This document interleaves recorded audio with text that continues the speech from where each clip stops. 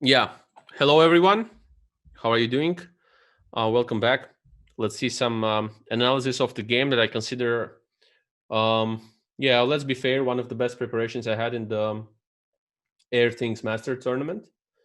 And I've tried to crack Nepomniachtchi's defense somehow, like in many games, but was not successful that much, as I was very close in some games and so on. But actually, it was really, really hard. He was playing the same system all over again, and I did it as well as white. So this time again, I start with knight f3, c5, c4,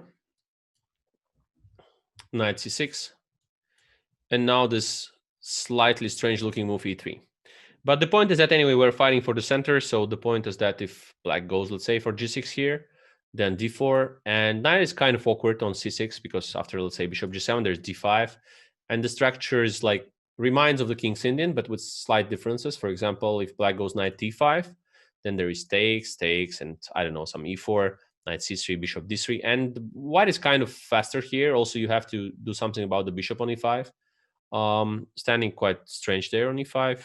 I mean, after f4 is attacked, and you don't have too many ways to um to kind of save it, rather than bishop g7, like d6 maybe something, then like bishop g7 somewhere. But it's still already slightly worse because white is kind of controlling the center, and undermining the center is quite hard as well here. So in a game, Nepomniachtchi was not never going on this.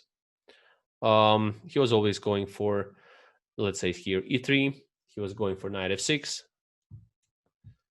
especially that he was kind of doing okay with it. So knight c3, e6. I think in the game in European Team Championship, Russia against Azerbaijan, he played g6 here, d4, and took there, played d5. We had a very hard fight there actually in that game, and in Tate Note part, he was slightly better. Then he made a crucial mistake and missed some knight d6. You can see that game on, I don't know, on any of the sites you can find that. So yeah, so he didn't want to repeat this line. He was always going for knight c3, e6 here, just challenging the center with d5 next, and it's considered kind of classical system against what I was playing, this English stuff. So e6, d4, d5. Yeah, c takes d5, knight takes d5. Guys, you can hear me well, right? I can see the chat, but can you hear me well? Is it okay?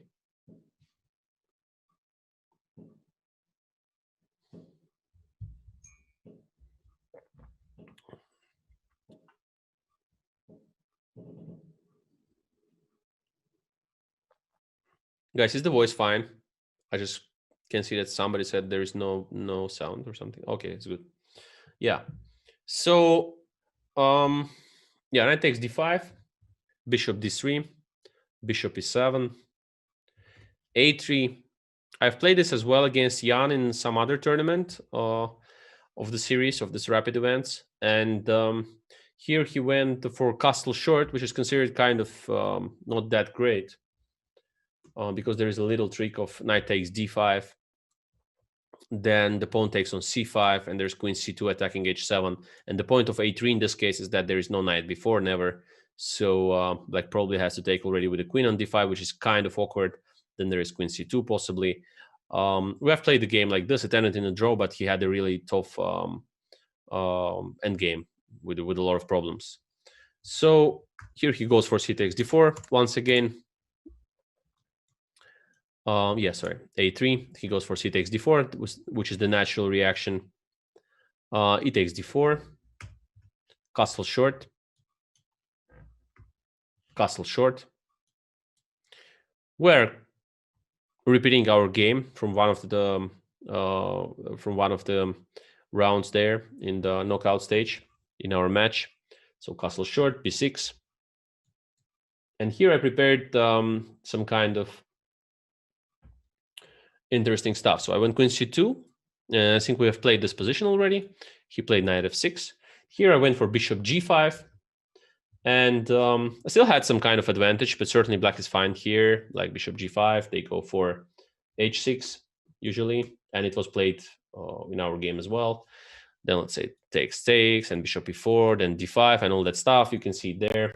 I mean, the game was played. So knight f6, rook d1 instead. This is the line I have prepared for this game. To rook d1. Yeah, and now the point of the rook d1 move is that d5 is now much stronger. Certainly, that the rook is there on d line. All of the threats are kind of more tricky as well, of course.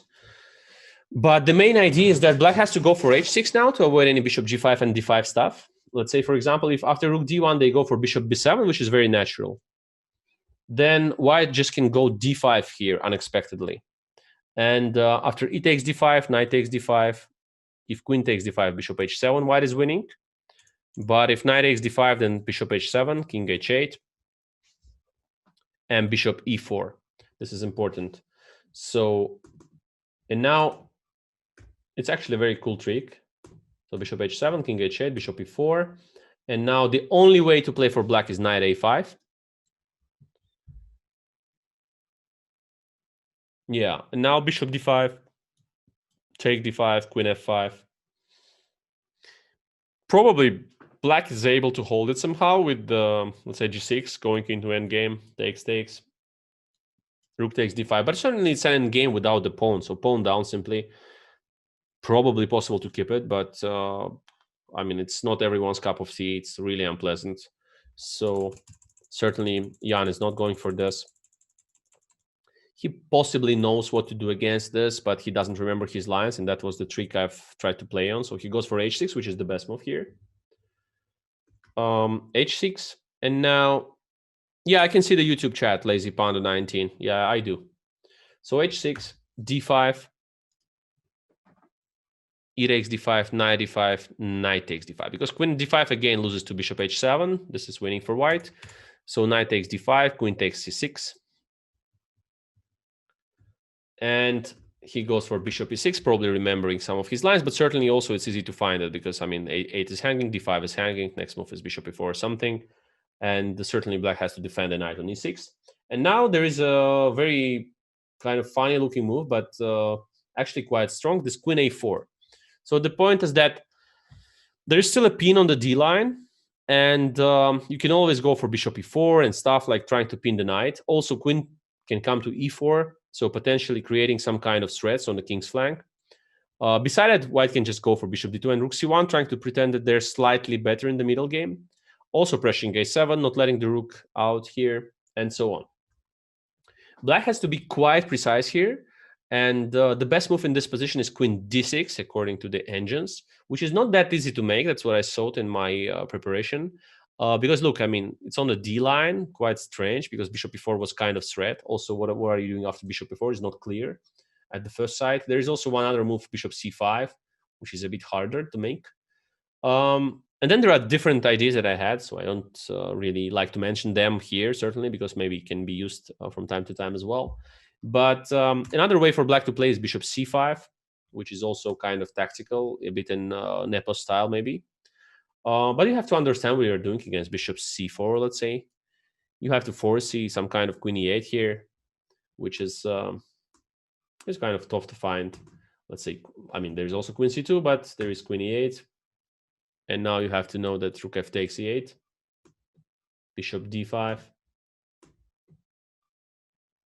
rook a d8.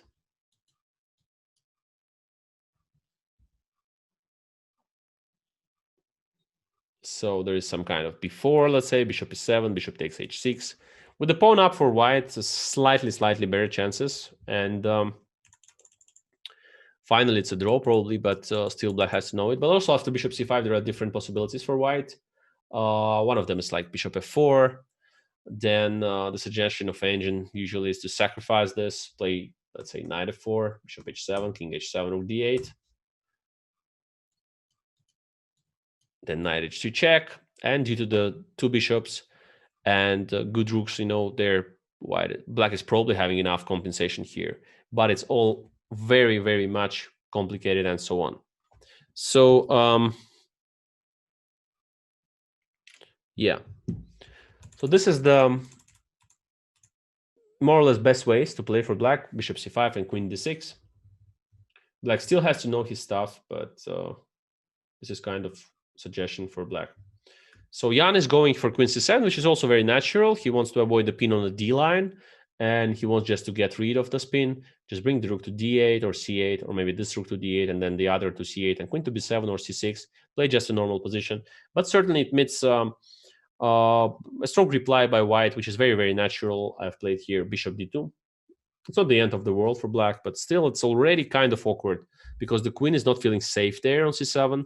Rook is coming to c1, and then there is like a lot of threats with bishop a6, the knight coming to c6 and stuff. So it's kind of tricky for black already. I've played bishop d2. I was quite happy about my position because it's like kind of catching your opponent on this kind of line, and he feels already awkward. Complete suggestions here is like rook ac8, maybe bishop to c5, but it's already kind of complicated. Let's say this, rook ac1, queen e7, you have to see this move. And rook e1, there is some rook ac8. I don't know, it still looks like kind of awkward for black. Slightly better, even if I play some kind of, I don't know, h3 or stuff, like just playing it calm. For compy, maybe it's fine, but for the humanoid, it's kind of tricky, so it's a bit unpleasant. And certainly it was the way I was kind of preferring to play. I preferred to play this way in this tournament, around the equality with slight chances to trick your opponents, and playing it kind of Wesley So style, quite safe, but with a lot of different small tricks and not much of the risk. Maybe it's not the most exciting chess you want to expect. You want the sacrifices, 5 rooks and 10 queens, but it's not always possible. And certainly in such a tournament like Masters tournament, it's more important not to lose rather than to win many games. So yeah, I think it worked quite well, the strategy there. But I mean, it worked once, but twice, of course, is not an easy story. But we will see. We'll try to experiment with different approaches. So yeah, after bishop d2, I think already he got a bit confused. Oh, sorry, I just moved the screen, but it's because of the, yeah. It's fine now, right? So he went queen c7, bishop d2. And now he starts to make mistakes. So he goes rook a d8. Not the end of the world yet, but already quite unpleasant.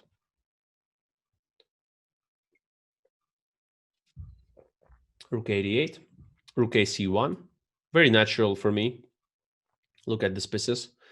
Harmoniously placed. Queen to e4, maybe knight to d4 and c6 and stuff. Rook a c1. And of course, Jan has to go here either queen d6, which is not that natural, or queen b8, which is more natural. And of course, I guess he was afraid already here of knight d4, bishop d7, some bishop b5. Let's be fair, we don't care much about the complex evaluation here. It's just slightly better for white, easier play, and some pressure without any risk. So which is very fine for such a match, where every half a point matters. And here I was extremely surprised because Jan is really blundering. I mean, the pressure is high, and also the tension, of course, is high, and the tiredness is telling from time to time. You have to control your emotions as well. It's kind of complicated, of course, especially that the match is important. So he goes here for queen b7, which is a very bad move. Immediately, during the tournament, I'm trying to switch between the screens. There is one screen that shows the video of the players, and the other screen is that we're playing on, more or less. And there is a screen sharing, so the arbiters can see your screens and so on. So I was changing from the video um, to the to the playing platform where we play. And here on the camera already, I saw that something is wrong with Jan's face there. He's like kind of not that much liking his position, feels it's a bit awkward. And I also played here queen e4 and switched, I think, back to the camera and just saw that he realized that he's completely lost here, and it's just moved 19, and it's like 3 moves after my preparation has more or less ended. I did not expect queen c7, of course. And yeah, here, I mean, he was in, can we call it a chess knockdown or something? He was really, really upset about this. And Yeah, so queen e4. The point is that the queen is pinned here. Knight f6 is now impossible to stop queen h7 check. So black has just to give the pawn here. G6 was played. Bishop h6. Rook fe8. Oh, sorry, bishop f5 he played here. Rook fe8 is just, yeah, I mean, rook f8, just bishop b5, maybe just claiming the rook there. Exchange. Completely winning for white. So he went bishop f5, queen a4. Even though Compi shows here that queen e1 is just easier, not allowing any bishop e2, so bishop d3, bishop f8, just clear exchange up.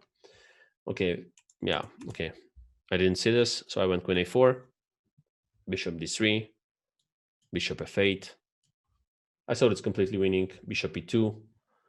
Now Compi's suggestion is rook e1.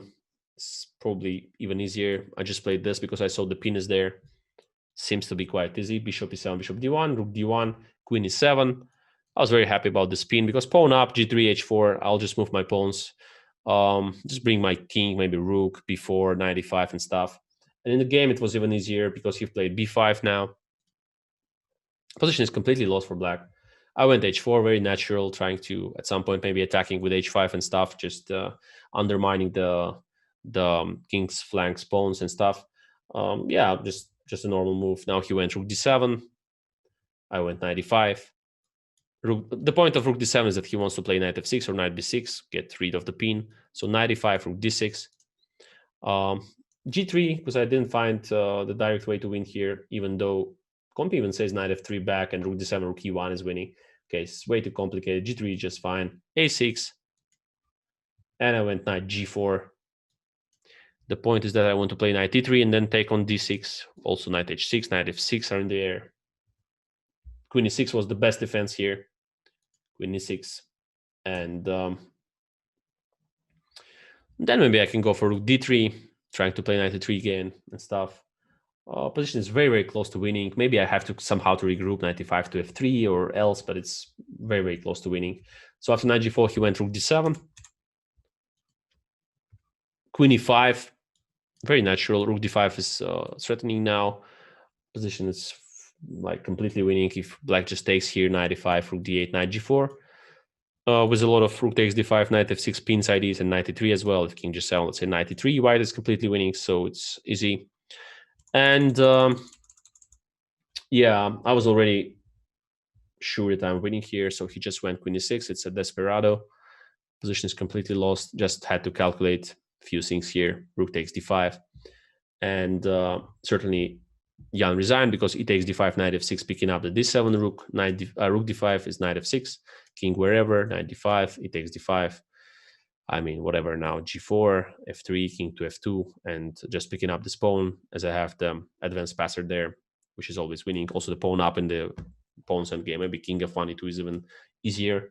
So Jan resigned was very, very important game.